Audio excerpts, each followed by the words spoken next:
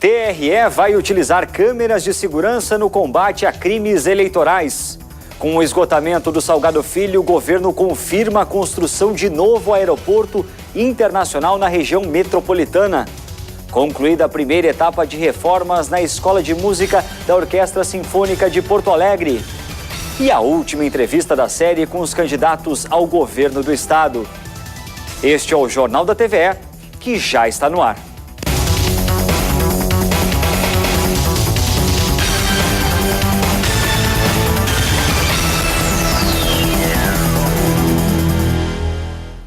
Boa noite. O TRE vai utilizar câmeras de segurança para combater os crimes eleitorais mais comuns no dia da eleição. Pela primeira vez, um sistema integrado com diversos órgãos vai ser utilizado para fiscalizar e garantir o bom andamento do pleito. Compra de voto, boca de urna e propaganda irregular no dia da votação configuram como crimes eleitorais e são fiscalizados pelos órgãos de segurança nas ruas. Mas este ano, o monitoramento dessas ações ganhou um reforço: o Departamento de Comando e Controle Integrado. 1.100 câmeras e um imageador aéreo serão utilizados no monitoramento de Porto Alegre e de pontos da região metropolitana. Este espaço irá funcionar como um centro catalisador da atuação de diversos órgãos na fiscalização, atendimento e autuações de possíveis ocorrências em todo o estado. Aqui vão atuar em conjunto Polícia Civil, Brigada Militar, TRE e Ministério Público Eleitoral.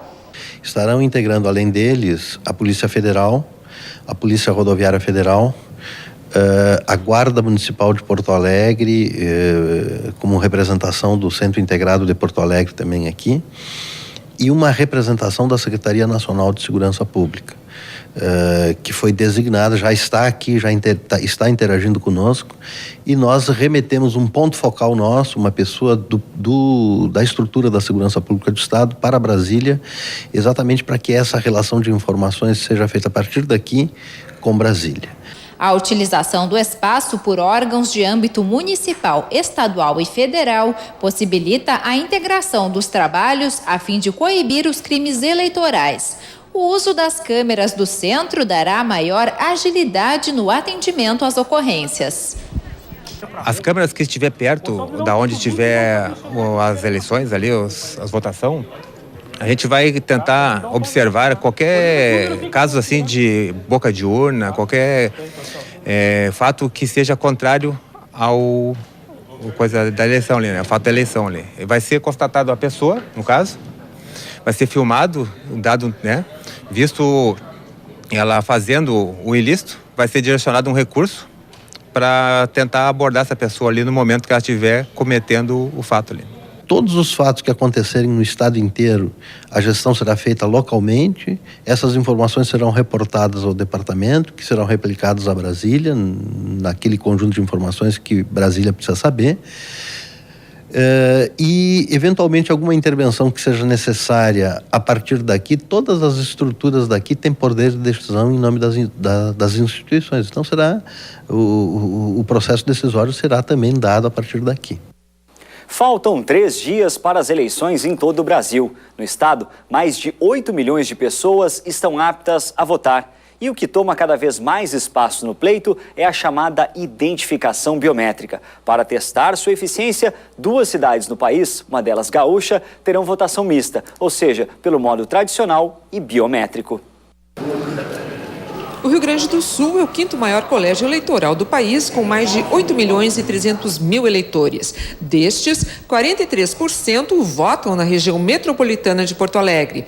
O estado ainda possui o maior número de municípios com votação biométrica no Brasil. São 186. A cidade de Canoas tem o maior eleitorado biometrizado, com 238 mil pessoas. O município de Bento Gonçalves, na Serra Gaúcha e Florianópolis, são as 2 únicas cidades brasileiras que vão ter neste domingo a chamada votação mista, ou seja, boa parte das pessoas vai votar pelo sistema tradicional. Agora, quem já passou pela revisão biométrica da Justiça Eleitoral vai votar por um sistema mais moderno, pela urna biométrica, com identificação pela impressão digital. de todas as sessões eleitorais, vão ter algumas sessões eleitorais que os eleitores vão poder votar biometricamente e as demais vão votar normalmente. Tudo isso para proporcionar, se for exitosa a experiência, de que o atendimento biométrico possa ser feito sem precisar fazer revisão do eleitorado nos municípios. Para esta eleição, serão utilizadas no estado mais de 3.000 urnas adaptadas para a votação biométrica. No total, 27.000 aparelhos serão distribuídos pelo Tribunal Regional Eleitoral nas sessões de votação. Em caso de imprevistos, 5.000 urnas estão reservadas para substituição. E o Jornal da TVE exibe agora a última entrevista da série com os candidatos ao governo do estado. Conforme o critério de ordem alfabética, nós vamos conhecer hoje as ideias do candidato Vieira da Cunha, da coligação O Rio Grande Merece Mais.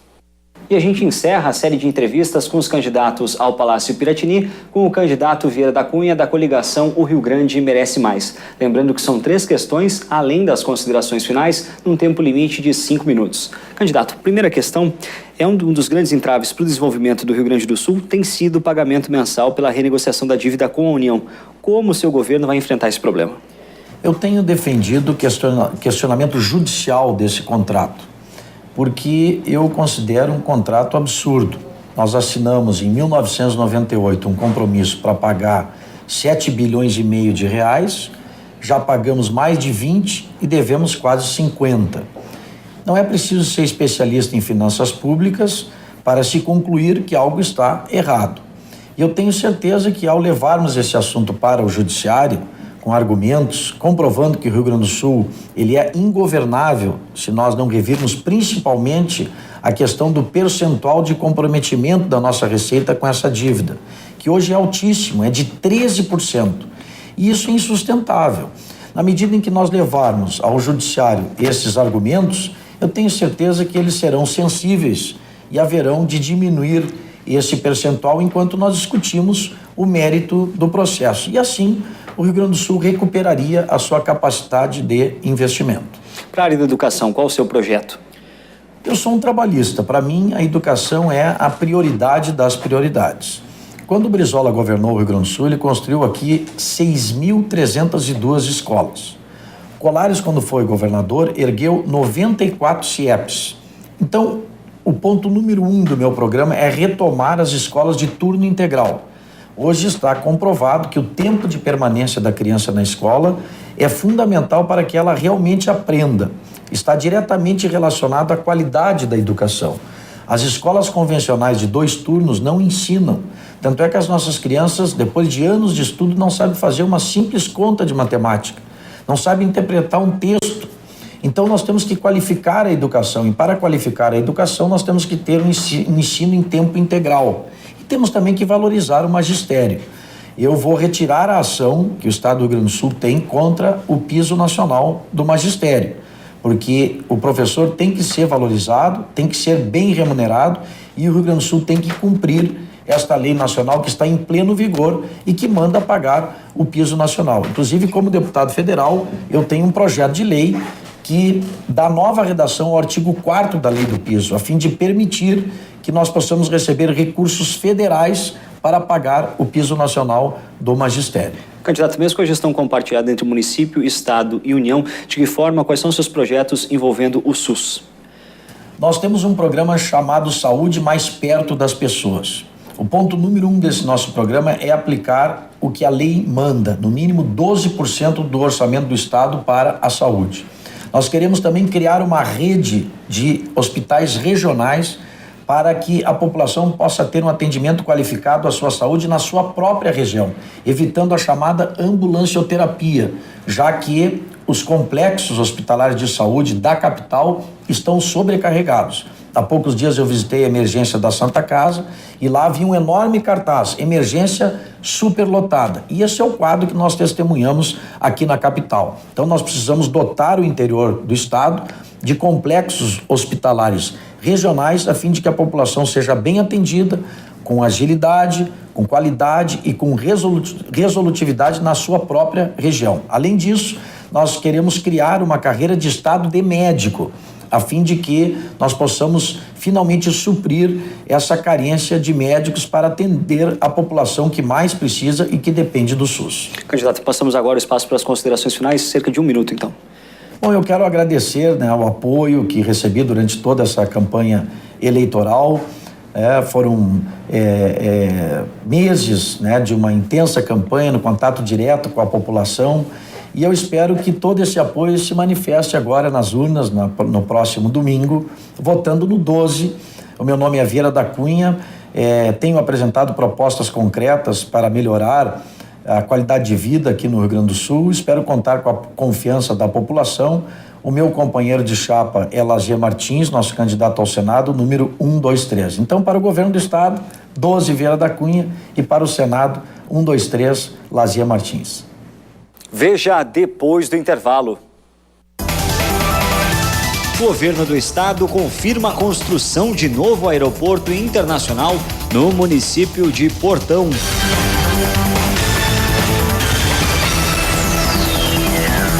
A greve dos bancários já registra quase 1.000 agências fechadas no estado, 9% a mais do que o levantamento de ontem da federação que representa a categoria. Hoje, os bancários fizeram manifestações em 10 capitais. Foi um protesto contra as propostas políticas das instituições financeiras na agenda da eleição presidencial. Em Porto Alegre, o ato foi contra a independência do Banco Central. Os manifestantes se concentraram no centro, em frente à sede da entidade. Eles também protestaram contra a limitação do papel dos bancos públicos e o fim do crédito direcionado. A categoria luta para que a Federação Nacional dos Bancos atenda às reivindicações econômicas e sociais dos trabalhadores. O município de Portão deve sediar o novo aeroporto internacional do Rio Grande do Sul. O terminal, chamado de 20 de setembro, deve ser 5 vezes maior do que o do Salgado Filho. O investimento previsto na obra pode chegar a 5 bilhões de reais. A decisão de dar continuidade ao projeto de um novo aeroporto na região metropolitana de Porto Alegre veio após a divulgação de nota técnica da ANAC, afirmando que o Salgado Filho esgotará sua capacidade de cargas e passageiros até 2022. O empreendimento deve ficar no município de Portão, localizado a 48 quilômetros de Porto Alegre. Portão foi feito já um estudo pelo Departamento Aeroportuário do Estado de localização de uma área de 21 hectares com capacidade suficiente para a construção deste aeroporto de carga e de passageiros, né, um aeroporto internacional de grande porte, e a localização que não conflitasse com a base aérea em Canoas, né? Então, por isso, a área de Portão. Mas o estudo poderá ainda apontar uma outra área ou alternativas de áreas, né? Um estudo técnico será realizado até o final do ano e a previsão de início das obras é já em 2015. Com o novo aeroporto, serão necessários investimentos em infraestrutura a fim de ligar o município às demais regiões do estado. Tem que ter metrô, rodovias, né? Também a questão das ferrovias, para que ele possa, de fato, ser um aeroporto de carga, né? Tem que ter uma integração modal importante. Já tem com as rodovias, várias, 448, BR-116, várias outras rodovias importantes. Mas isso também vai ser apontado no estudo, né? Conhecer o desenvolvimento das técnicas e a trajetória das pessoas que se destacaram trabalhando com a saúde pode apontar os melhores caminhos para a área. É o que propõem os organizadores da Jornada Gaúcha de História da Medicina. O evento reúne durante 2 dias médicos, estudantes e historiadores para refletir sobre os caminhos e avanços da medicina ao longo do tempo.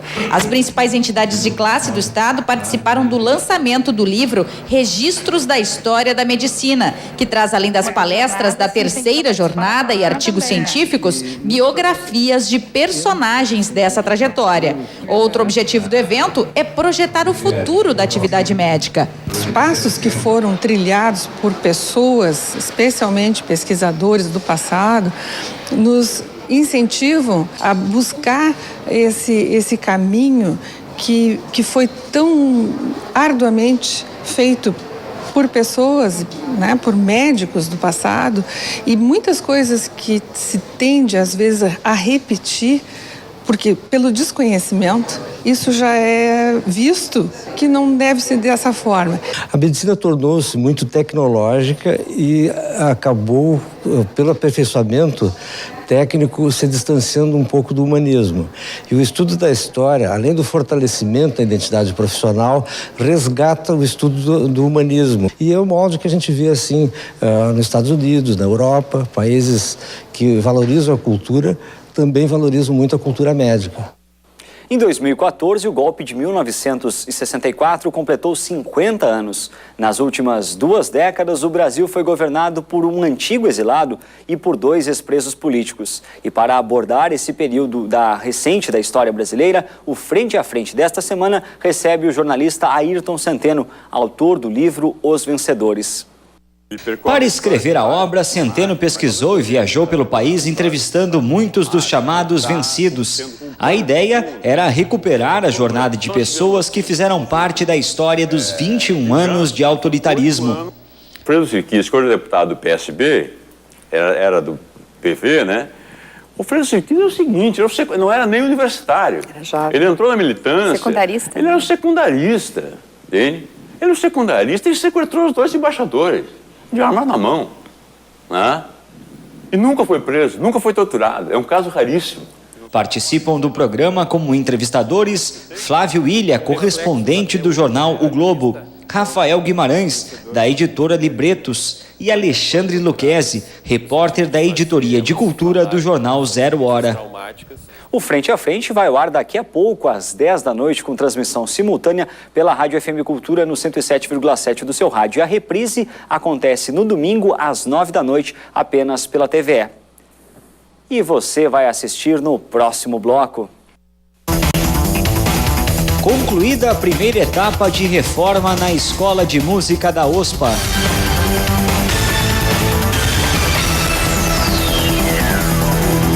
O rio Uruguai continua subindo na fronteira oeste e já está 15 metros acima do nível normal em Porto Mauá. Devido à cheia na região, o município de São Borja está em situação de alerta. Vamos conferir se a chuva dará uma trégua no estado.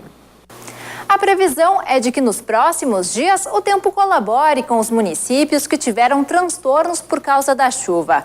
A sexta-feira será de predomínio de sol e mesmo com o céu aberto, as temperaturas seguem baixas pela manhã e não sobem muito à tarde. Na Serra Gaúcha, as mínimas ficam em torno dos 5 graus. Na capital, máxima de 22. O dia será ensolarado na região metropolitana. Já no litoral sul, o sol fica entre nuvens na maior parte do dia. Em Pelotas, a mínima será de 12. O norte do estado terá sol durante o dia, mas as temperaturas não sobem tanto. Em Passo Fundo, a máxima não deve ultrapassar os 20 graus. Na região da Campanha, o tempo fica firme. Em Santana do Livramento, mínima de 9 graus. No oeste, a nebulosidade predomina à noite. Em São Borja, máxima de 22 graus. Uma exposição de fotos mostra a realidade dos moradores de rua em Porto Alegre. As imagens podem ser conferidas na estação Mercado da Transurb, no centro da capital. As fotos estão no corredor de acesso à plataforma do trem. Pressa. Quem passa tem muita pressa. Apenas uma rápida olhada nos rostos em preto e branco. Trata de lixeiro ali, catador de lixo, lixeiro. Olha, não sei mesmo, mendigo, essas coisas, né? Essa exposição trata de quê? De pessoas que moram na rua e que são um pouco vistas pelo mundo. Autor das fotos, Felipe conviveu um tempo com moradores de rua para compor o seu trabalho, chamado de Sociedade Anônima. Aqui eu tinha a oportunidade de mostrar para as pessoas que essas pessoas que eu documentei existem, né, no nosso cotidiano, tentar fazer essas pessoas entender quem são eles, como eles vivem, quais as dificuldades. Para entender a vida dessas pessoas, o sociólogo Antônio Marcelo foi mais longe. Morou 8 meses nas ruas da capital. Foi uma experiência que modificou a minha vida, porque foram 8 meses dormindo, acordando, comendo no que se podia comer, sobrevivendo com eles no frio e no calor. Portanto, foi uma experiência de imersão. Eu entrei dentro da realidade dos moradores de rua para poder ver a sociedade não de fora para dentro, mas de dentro para fora. Como morador de rua, percebi a sociedade que faz tudo e o mais um pouquinho para não percebê-los. É uma população, bem dizer, invisível, né? Dentro dessa sociedade. Foi assim que tu te sentiste? Sim, eu desapareci. Eu sofri um processo de despersonalização. A visão que algumas pessoas tinham de mim, quando tinham de mim, é que eu ou era um vagabundo, ou era uma pessoa suja, ou era uma pessoa sem interesse, ou era uma pessoa sem vontade, ou era simplesmente um pária da sociedade que tinha usado as ruas para usar como espaço para defecar, urinar e sobreviver nas condições mais subhumanas. Porto Alegre tem cerca de 1.300 moradores de rua, segundo dados oficiais. Muitos vivem sob este viaduto no centro da cidade. Entre eles, a Raquel. Raquel, quanto tempo tu mora aqui? 2 anos. Por quê? Porque eu saí de casa. É muito difícil morar na rua. Muito difícil morar na rua. Perigoso. Horrível. Eles chegam já chutando. Dormir de dia para estar alerta à noite é rotina para eles. Antônio conta que foi para as ruas aos 5 anos de idade. Tu prefere morar na rua a ter um outro lugar, buscar um auxílio, uma ajuda? Não, eu prefiro buscar uma ajuda. Tu não encontra essa ajuda? Por enquanto tá difícil.